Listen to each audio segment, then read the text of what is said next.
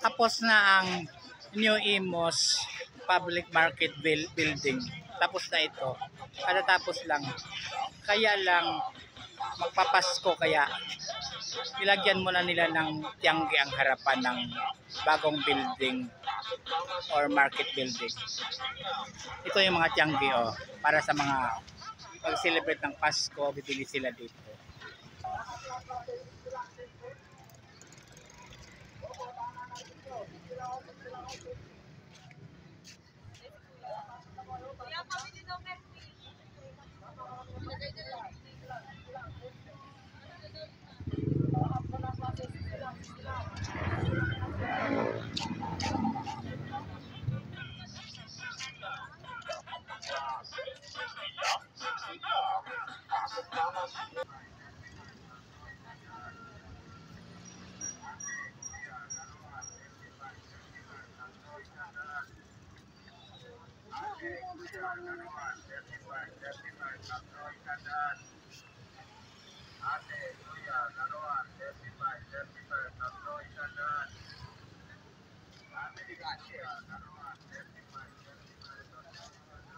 Ang ganda ng mga tiangge.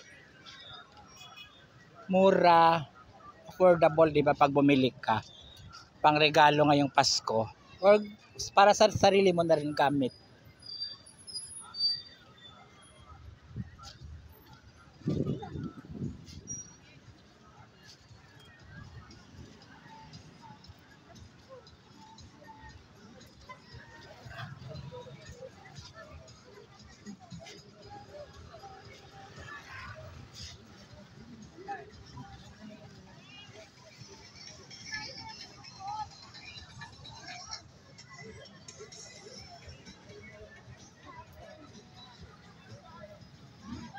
Sa harapan tiangge, tapos sa likod yung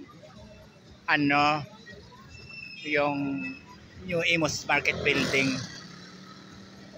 Natapos lang nila. Tapos ito yung mga upuan.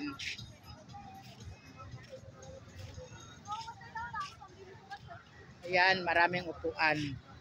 Pag wala na yung tiangge after Pasko, yung mga upuan na makikita, tapos lagyan nila ng mga bulaklak, halaman, para lalong gaganda ang view ng Imos Market Building. So pansamantala lang itong tiangge kasi magkapasko nga. Para na rin sa mga mga tao dito na may mabibili sila sa Pasko na mag-enjoy sila, nakaliw dito. Mura mga paninda. Tapos harapan nito yung Iglesia ni Cristo.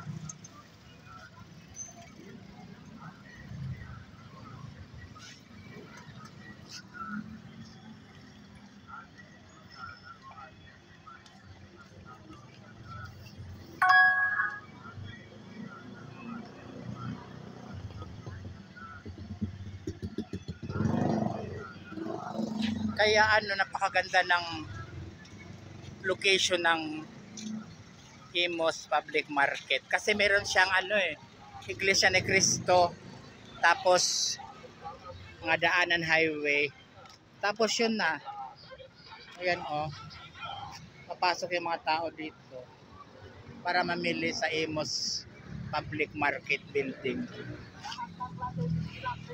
Lahat ng klase ng panindaan diyan starting January. Ang laki ng pag-asenso dito sa Imos. Tingnan mo naman ang ganda-ganda ng New Imos Public Market Building. Yan yung pinaka-main attraction, napakalinis sa pakaganda ng building. Thank you guys for watching. I hope all of you are fine. Good night.